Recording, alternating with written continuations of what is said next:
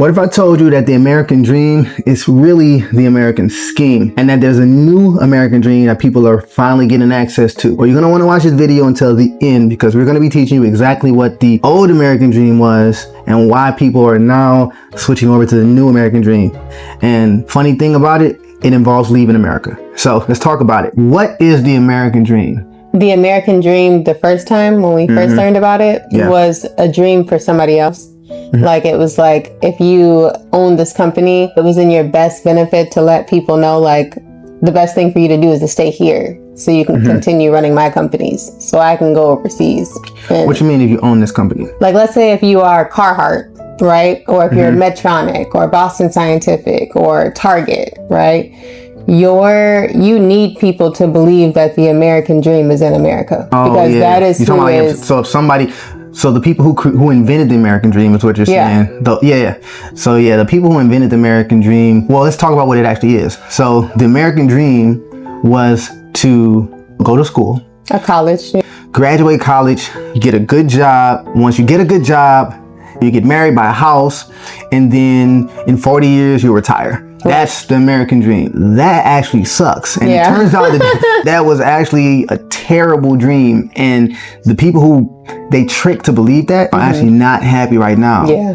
But there is a new group of people, young entrepreneurs or young families, that we've discovered through the grace of God and the internet and just research and information that, hold on, whose dream was that in the first place to, for one, immediately go into debt when you graduate high school. So I'm 17 and I graduate high school and they give me $70,000. They give you a lot of money to go in debt, and then they say that you're going to get a good job after college. to pay off the debt. But then you realize that when you graduate college, all of those good jobs that you're talking about, where are they? And the jobs that are good, they don't care too much about a college degree. They more so care about experience. But you've been wasting 4 years in this institution where you could have gotten experience in something, and you've given them $70,000 for you to now go into the workplace with no experience and say, hey, I got this piece of paper, can I get a job?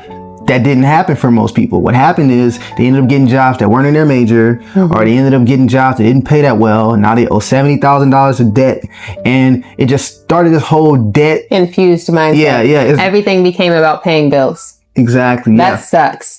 Like, whose dream is that? I remember being a kid and being like, I want the white picket fence. Like, first of all, how do I even know about a white picket fence? Like, that was indoctrinated in us. Like, everybody was talking about the white picket fence. If you talk about something for long enough, it will make people desire it. That's what I feel like happened. Yeah. And then I realized how indoctrinated everybody was when it was time for us to move. Because people were so afraid. Like, my mom was like, what if you leave and they won't let you come back? I was like, see, they've got us like terrified. So funny. Why were they putting this whole white picket fence? You want to live in a neighborhood with white picket fence? Well, it's because of the banking institution. A bank makes money by lending money. That's how they make money. Well, how can they lend out more money? Well, they found out that they can get people approved for these mortgages where they can lend out an crazy amount of money and charge interest on this for over 30 years. Let's say you buy a house that's $400,000. Well, over the course of 30 years, the interest that you're going to pay on top of this house may be $500,000. So a mortgage is basically a way for you to have to pay the bank for the rest of your life. Wow. Imagine having a company where the clients that you get have to pay you for the rest of their lives. That's a fantastic company. It's not so good for the person who has to pay forever, but it's great for the guy who invented that. That's insane. The rest of my life, I owe you money because I have a house. How about I just not get a house? So they trick you into going into debt forever, and they say that's what you want to do. So you want to go to college because you need to get a good job, but college is just debt. And then once you go to college, you get a good job that doesn't exist, and then you got to buy a house, which is debt. And now you have all of this debt. You are going to owe these people for the rest of your life. So you're like trapped in this bubble, and that's the American dream. So a lot of us have figured out that it's not really the dream. And to be honest with you, the people that made the American dream thing, they don't live the American dream. They live the new American dream, which is buying assets, learn about the stock market, start a business, travel the world, meet new people, experience things, buy back your time, don't go into debt, or if you're gonna go into debt, use debt to make more money. That's the American dream that they haven't taught you and me. So that's what we're doing on our channel. We're living the American dream, and we're teaching people how you can live the American dream. Wow. Wow. It's insane to say that, because right now we live in Bangkok. It's like we're living the American dream, but nowhere near America. Outside America. So let's talk about our whole experience. We used to work jobs. What were some of your beliefs when you had a job that, now that you don't, and you're an entrepreneur, what were some of the beliefs that you had that you actually learned were false beliefs? I feel like for me, I used to be the type to like really climb the ladder. Like that was like my thing. Like I would start off in a low position and my goal was to get to a super high one. But I think in the job market, I never really thought about the fact that there's somebody that owns this company. Like I only thought about my position in the company. So I didn't realize that I was making somebody else rich. Like I didn't realize that I even had the ability to make somebody else rich. I just thought I was good at my job. So it's like the more I climbed the ladder, the more money that person made. Like I made, incrementally a difference, getting a promotion or a raise or something like that. Nowhere near what I was making the owner of this company. And I also didn't think to myself like, all right, this person who owns this company, one day they sat down and was like, we're going to hire the best people and we're going to leave and have financial freedom and the ability to do all these other things. But I'm going to have this girl. She's going to do everything. And when she asks for a day off, I'm going to tell her she can have 15 days for the year. I just never really thought about how terrible that is. And I was doing it. Like I would stay late, like till 9 p.m. I get off work at 5. I'm working till 9. They're not paying me any extra to do it. Like I'm really making these people's business what their business is. Like that's insane. You can do that for yourself. I could do that for myself. And that's the thing. When you break outside of the matrix, you realize that it doesn't really make sense. So why were you doing it in the first place? Well, it was indoctrination. Yeah. Like since birth. Since you were kids, we were indoctrinated into this society that had these ideologies to create a population of workers. Because no one wakes up just wanting to be a worker. Yeah. Like, to be honest with you, the concept of employment is a fairly new concept. Like it's not a biblical thing. Like if you look in the Bible, there are only 2 jobs in the Bible. You were either a soldier or you were a servant. Everybody else in the Bible, they all owned businesses. They tend to their land. They grew crops. They sold things. They traded. Employment is a new concept that was developed. It goes back to like Rockefeller, right? So Rockefeller and the Rockefeller family, they were in the industrial age. They owned the railroads. John Rockefeller was the wealthiest person in the world, and he wanted more money. They asked him too, like one time, they asked him, how much money do you need? And he was quoted as saying just a little bit more. So these were people who were extremely, I don't want to say greedy, but they wanted a lot of money. So what they did was they partnered with politicians and they created the public education system. The reason that they created the public education system is because they realized that in order for them to grow their companies, they needed more employees.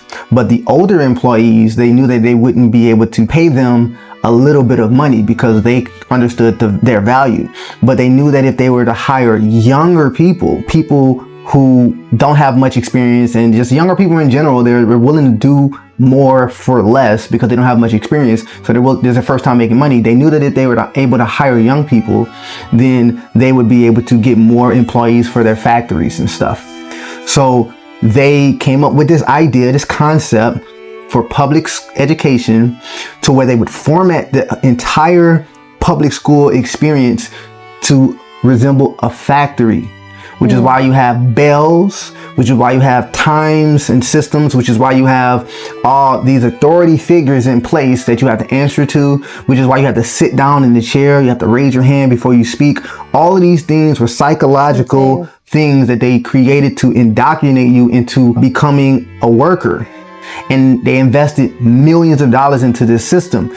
You didn't go to school for 12 years before this. People were, after like 7th or 8th grade, then you went into, a trade or something. They extended that time period for that indoctrination. You know what I'm saying? They extended that time period. So now when people grow up, Your mom is telling you, you have to go to school and get a good job. Nobody is telling you you have to learn a skill to create a company. Nobody's telling you you need to learn how the stock market works so that you can invest and become financially free. Nobody's teaching you how to become Rockefeller. They're teaching you what Rockefeller taught them. So with the information that we have right now, we're undoing a lot of that stuff. And it doesn't make sense to think as a worker. I'm not saying, not to have a job, because your job is supposed to be your first business partner. But if you're not thinking about assets, if you don't know what an asset is, then you're going to be destined to work for people who do understand what that is. So right now, what we do, we work, but we do not work for money. I work to create value, and people pay me for that value. So I work on myself. So essentially, we have to break out of this whole worker mindset.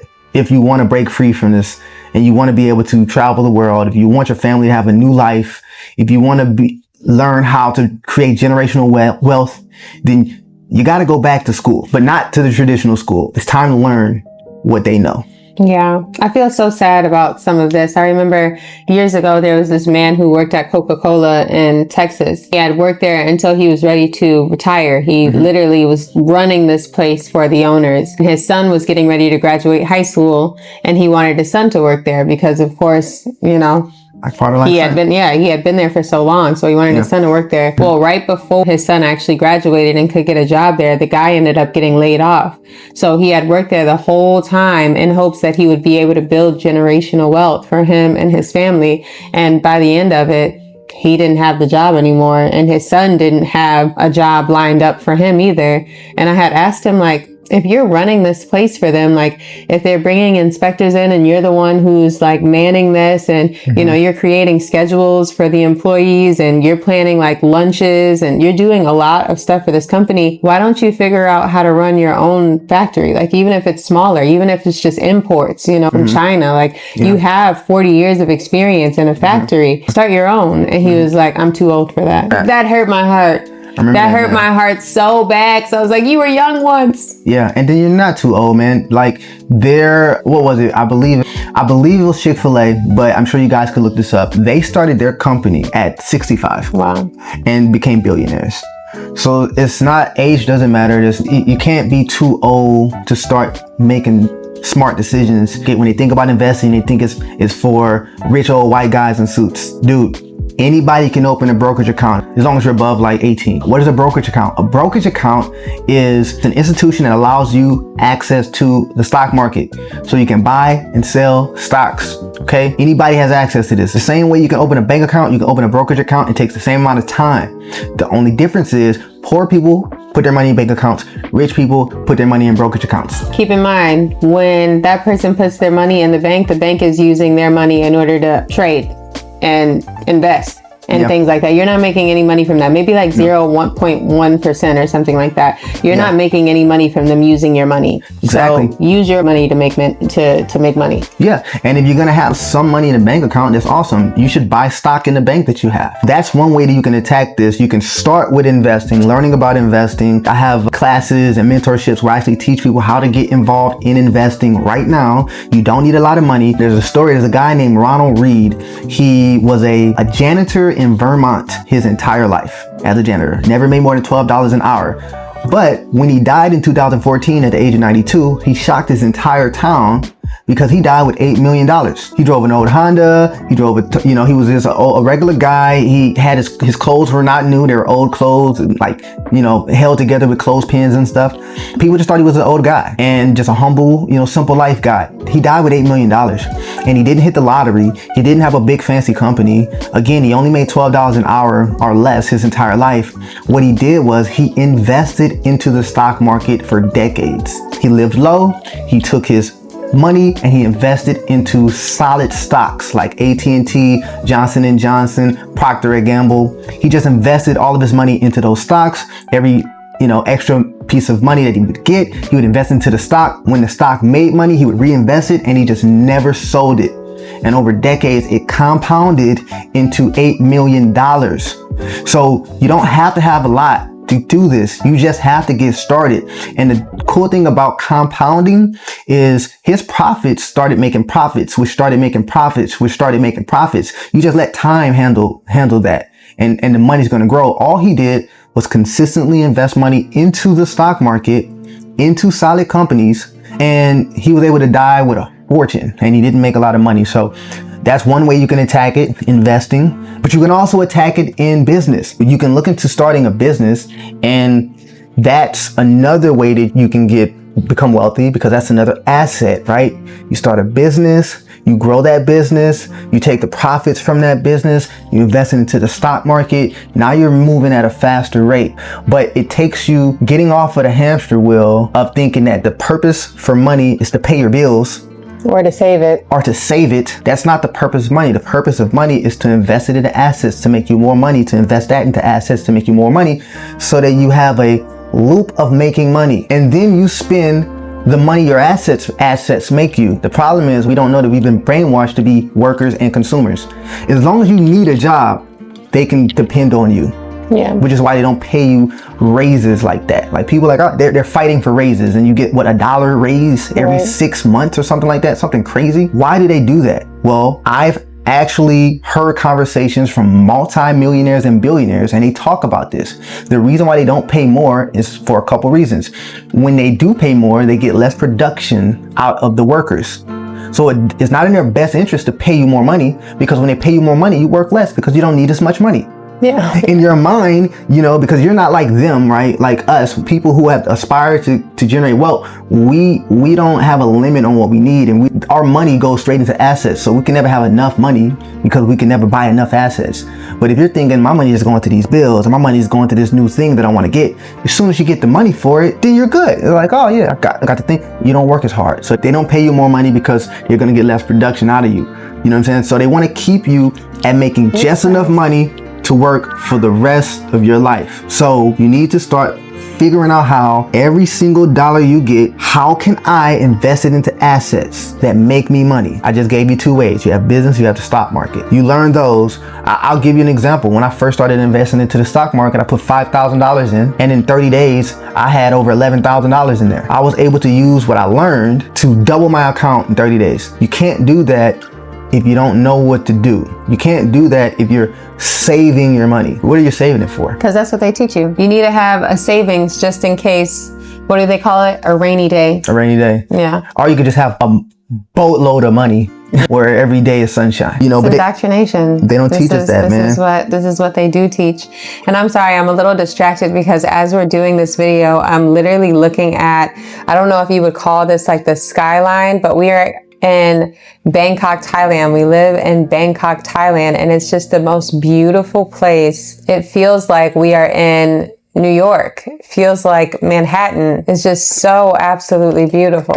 And I just know for a fact we would have never been able to get here had we listened to the whole raise your hand before you speak speech. Yeah. We just would have never made it here. It's scary. I can understand, if you've been taught your whole life that you need to do things for other people, and they only tell a small few people at the top, like, hey, you guys get to have this freedom. Everybody else will be a slave to you. We don't have to do that. Nobody has to do that.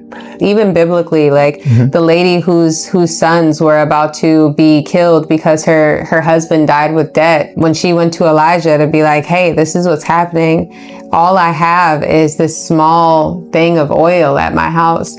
He wasn't like, oh man, I'm so sorry about that. It seems like, I'm sorry.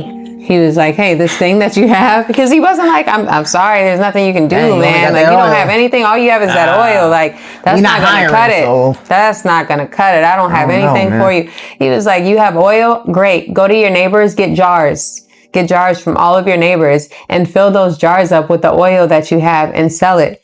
Yeah. Whatever you have, literally whatever you have, whatever you think is not good enough is going to be fantastic for somebody else. Yeah. Whatever you're sitting on, that you know how to do, somebody else has been waiting to do that their whole lives. Exactly. Get out there and sell. You have to be able to understand that God created certain principles, and it doesn't matter who you are, they work for whoever works for them. I like that.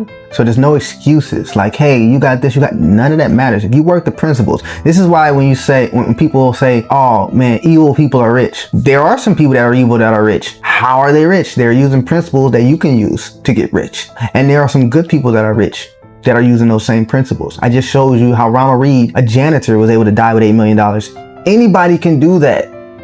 See, when you're talking about things like, oh man, there's racism and there's discrimination, the stock market doesn't discriminate. A business does not discriminate. Like if you clean houses really well, I don't care what color you are, you're going to get business. If you do hair really well, it doesn't matter what color you are. If you know how to promote, you know how to market, you know how to sell, you're gonna get business. So these are all excuses that do not mean anything. It doesn't matter. There are no limitations. You just have more doubt than faith, and both of those are beliefs. And you can't have doubt without faith. You can't have faith without doubt, because whatever you have faith in, you have doubt in opposite. Whatever you have doubt in, you have faith in opposite. We just have to stop having faith that things won't work because somebody told us, or something that we saw on TV from somebody who didn't have our best interest. Yeah, it didn't work for somebody else. Right. And just have faith that, hey, this could work, and I'm going to work it until it works. Amen. Amen. I'm going to work it until it works. I'm not going to work and then when it's not working, give up and just go back to this. No, I'm going to work until it works, because the Bible says all work bears fruit. All work brings forth profit. So that means even while you're working and you don't see it working, it's working on you. Yeah. On you. Amen. You are becoming the person that can do the thing.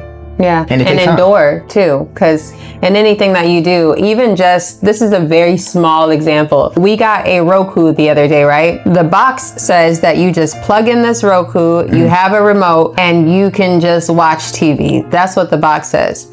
When we plugged in this Roku, it didn't work. So I had to figure out, okay, why is this not working? The cord that it came with had a shortage in it. Okay, no problem. I switched that cord for a different cord that we had. It still didn't work. So I'm like, okay, what's happening now? I go look at the remote. The remote doesn't have any batteries in it. The box didn't say that you need batteries for the remote. So it's like, okay, now this thing that was supposed to just be plug and play, you just plug it in. Now I'm troubleshooting. Like I am troubleshooting this thing. Long story short, we get batteries, we get a new plug, we figure out what setting it's supposed to be on, all these things that the box did not say. We finally got it to work. Now I feel like a Roku expert. It'll be the same in your business. It's not going to be one of those things that's like, man, I did this, like I had this dream and I had this vision and I just put a little bit of effort into it and boom, now I got this $1 million company. Like, no, there's going to be some troubleshooting. And as long as you get good at troubleshooting and you don't allow it to frustrate you, because the enemy will see your frustration and he'll add in more frustration because he doesn't want you to be successful in it. He wants you to be like, God, you said you had this thing for me and it didn't work out. Like he wants you to be disappointed in God. That would make him so happy. Yeah, he wants you to give up. He wants you to quit, you know. And who said, like, the Bible tells you how things work, you know. In Genesis 1, God created the heavens and the earth, and the earth was void and without form. So when God created, it was void, it was dark, it wasn't functional yet. Wow. And that's God. So that means when you create anything at the beginning, it's going to be void, it's going to be without form. But then he started working. And it took him 6 days to create it all. So time is something that is a part of our domain, right? So God created the heavens, which is space. He created time, and he created the earth, which is matter. These are our 3 platforms that we have to operate within. So everything that we do takes time, takes space, and it takes matter. Okay. So when you are starting whatever you're starting, or you're doing whatever you're doing at the beginning, it's going to take time, right? And you have to create it, and it's going to start off in dysfunction. It's going to start off void and without form. But the reason why there are certain people who make millions and billions and there's people who live a mediocre life is because the people who see the darkness and form and look at it like, okay, there's an opportunity for light here. Let's get right. Let's get to work. They figure out how to create it and make production from it. And then there's people who look at him like, I don't, that's too much. So you're going to work for someone forever, and you're going to live the life of someone who's not willing to go through what it takes. But the cool thing about it is, on the 7th day he rested, but every day something he worked on was good. Amen. So along the process, you're going to become good. I'm just so excited because when I woke up this morning, Ken had on his heart to show people that it's not difficult to open a brokerage account, and it's not difficult to change the life you have right now into the life that you want. So the next video that you see, he will be teaching you exactly how to open up a brokerage account and exactly how you can start to invest your money so that you don't have to have the excuse that the person who dies with nothing in their bank account has. You don't have to have that for yourself. Your kids don't have to make GoFundMes. So with that being said, learn how to invest the money that you do have, because you absolutely have money. Even if it's the going out to eat money that you have every week, that's enough to put in there. If it's you go on a date night with your lady 4 times a month for right now and invest it so that it can compound on itself. Here's an example, right? So for one, here's a nugget. Go to Google and type in investment calculator, and it's going to pop up a bunch of different investment calculators. Now, the S&P 500, that is basically a basket of all of the top 500 companies in the United States, right? You can invest into that. So you don't have to know, oh, I got to pick the right stock or I got to time the market. No, if you want to just start, you can literally invest like a pro without the risk. And these are the top 500 companies that they are in this portfolio, and on average, they average 11% return a year. That doesn't mean every year is 11%. I'm saying average over the course of a certain amount of time, 11% return. So if you were to invest, let's say you start off with $1,000, you put $1,000 in there, and every month you invest $200 a month over the course of 30 months. Go to an investment calculator, type that in and see what it says. I'm not going to tell you how much money you're going to have, but go into an investment calculator, put in $1,000 to start, and then every month they're going to say monthly how much you're investing. You put $500, and then in the percent interest, you're going to put 11%, because that's what the S&P returns. And then put 30 years. You can play with the numbers, but just put 30 years to see if you were to just put $500 a month in for 30 years and watch how much money you have in the bank. And you can start playing around with that tool, and that'll help you get started. But again, I'm developing a program where I help people get involved into the stock market so that you can start creating wealth for yourself. And that'll be an avenue for you guys to get out of the rat race so you can start to experience life, travel the world, buy back your time, fire your boss, all of that good stuff. So I'm excited. Watch out for the next video. That video is going to take you from what you are now to who you want to be. It's really important. All right, guys. See you in the next conversation.